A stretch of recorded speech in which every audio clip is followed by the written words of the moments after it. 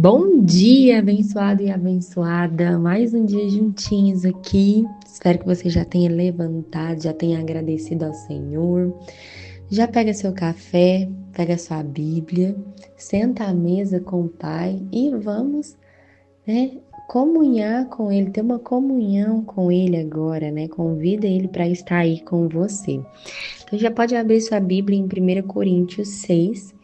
Nós vamos ler o versículo 12 hoje, mas eu vou falar que Coríntios inteiro ele tem muitos detalhes. Eu já falei ontem sobre isso, mas assim, a cada dia é algo bem profundo que a gente pode extrair daqui.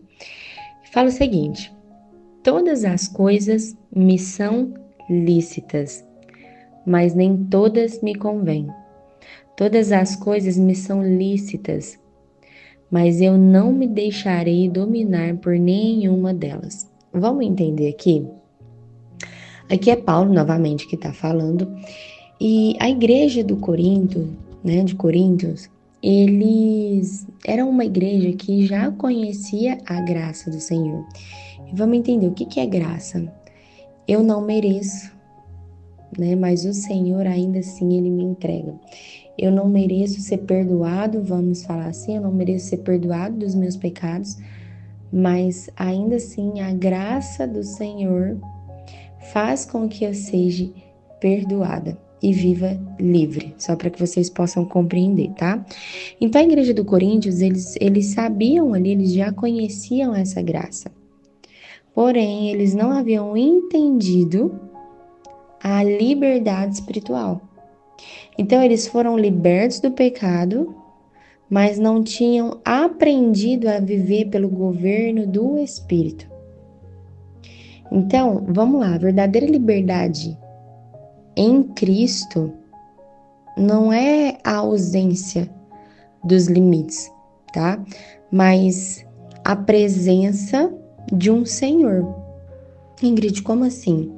Quero te falar que sempre, sempre, sempre vai haver alguém governando o ser humano. Agora, quem que está governando? Você. Quem que está governando essa pessoa? Ou por que que está governando?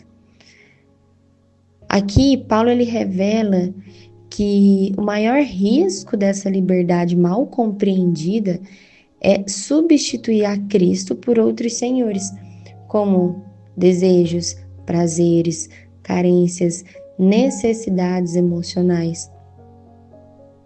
E aí logo depois ele vem, né? Começa tudo na nossa vida, na minha vida e na sua, começa com uma escolha, né? E aí ele vai e fala assim: todas as coisas me são lícitas. Eles usavam essa frase como se Deus, né? Como se em Deus eles pudessem fazer qualquer coisa. Por quê? Só para que vocês possam compreender. Aquele povo acreditava que tudo que era do corpo era irrelevante espiritualmente. Então era como se o corpo é algo temporário, então tudo que satisfaz o corpo não tem problema, que não vai ter nenhuma implicação espiritual. Só que a realidade é que não era essa, né? Porque o nosso corpo também é templo de Cristo. E aí tudo na minha vida e na sua vida, então, começa como escolha. Mas quando não passa pelo filtro do Espírito Santo, ele termina sendo o quê? Dominado. Essa pessoa termina sendo escravizada, mesmo não sendo um pecado, digamos assim, explícito. Entende? Então, por quê? Por que a gente vê aqui que não é um pecado explícito, digamos assim? Todas as coisas me são lícitas, mas nem todas me convêm. E aí a gente entende que é como se fosse lícito, né? Não é um pecado explícito, mas por que que então, Ingrid, entra num pecado? Porque você está tirando o senhorio do centro, você está tirando Cristo, Deus do centro, e colocando os seus prazeres, os seus desejos, as suas vontades. Então, o senhorio aqui acaba sendo quem? Você. Você. E aí, por que a gente iniciou então, né, esse versículo? A gente precisa compreender que a liberdade de Cristo é saber, é conseguir dizer não para aquilo que te agrada, para aquilo que agrada os seus olhos. Porque a liberdade do mundo, ela já é assim, você faz o que você quer, digamos assim, só que se você faz o que você quer, você fica preso naquilo. Por quê?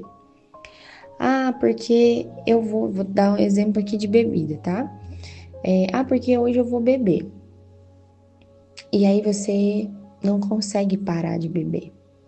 Você sempre tem a necessidade de beber. E aí para muitos fala assim: "Não, eu consigo parar de beber sim". Mas sempre volta aquele desejo, aquele anseio de beber. Sempre você está em uma roda e aí você usa a desculpa de: não, eu tô com os meus amigos, eu tô aqui com as pessoas à minha volta, né? Acho que não tem problema beber um pouquinho".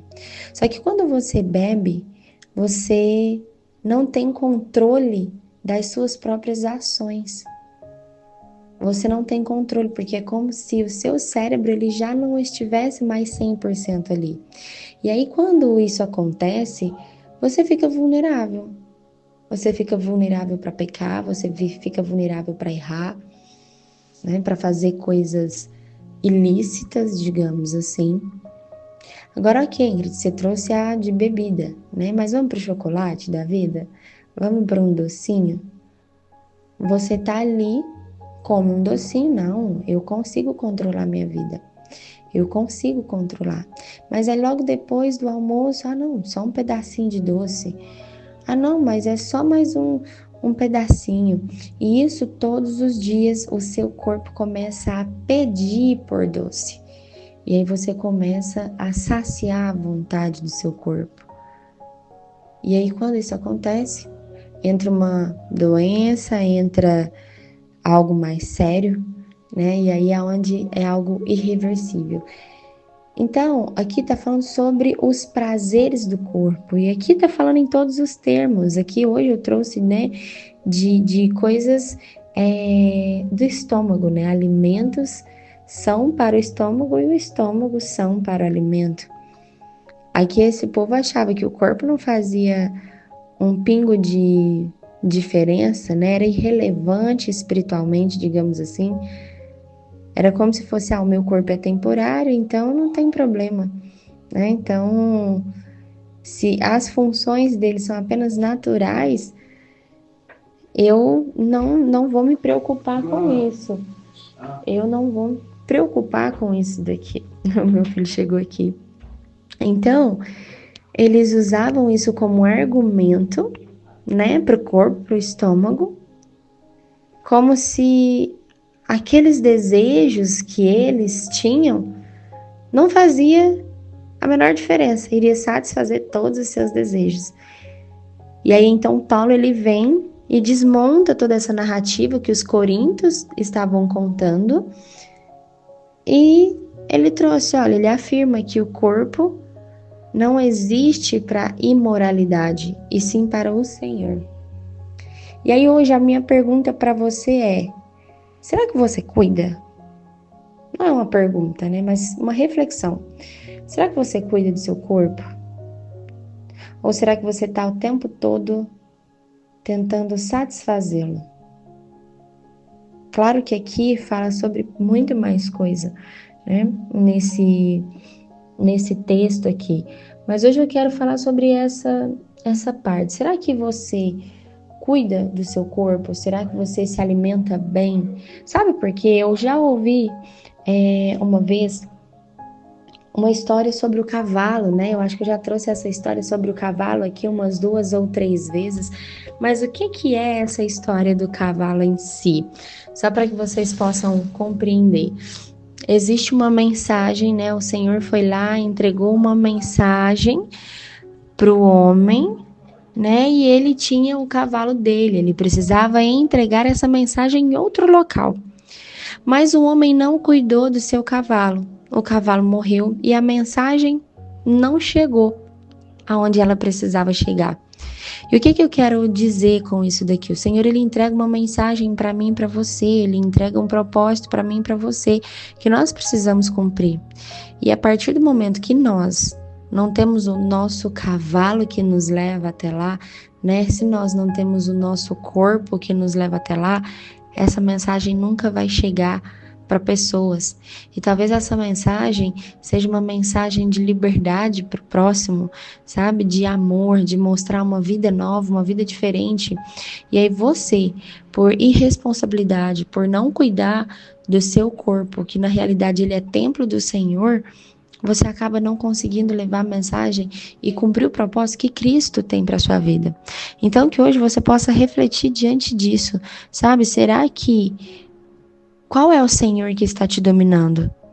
Qual é o Senhor que está no centro da sua vida? Será que são as suas vontades, os seus desejos carnais? Ou será de fato que é o Espírito Santo? Será que é Cristo que está aí em você? Que quando você sente desejo de algo, você vai olhar e vai pensar, nossa, não, isso daqui acho que vai me prejudicar, não é legal, sabe? Não vou fazer isso daqui. É você entender que a liberdade em Cristo é poder dizer não para aquilo que te agrada. É você escolher entre não, eu não quero, eu vou preservar, eu vou cuidar daquilo que o Senhor me entregou. Tá? Que hoje você possa refletir nessa mensagem para que você possa olhar com mais amor para si mesmo, com mais responsabilidade e entender o que é a verdadeira liberdade em Cristo. Porque em Cristo você pode todas as coisas, mas existem coisas que também não lhe convêm, tá bom? Então, um grande beijo para você, fica com Deus e até amanhã.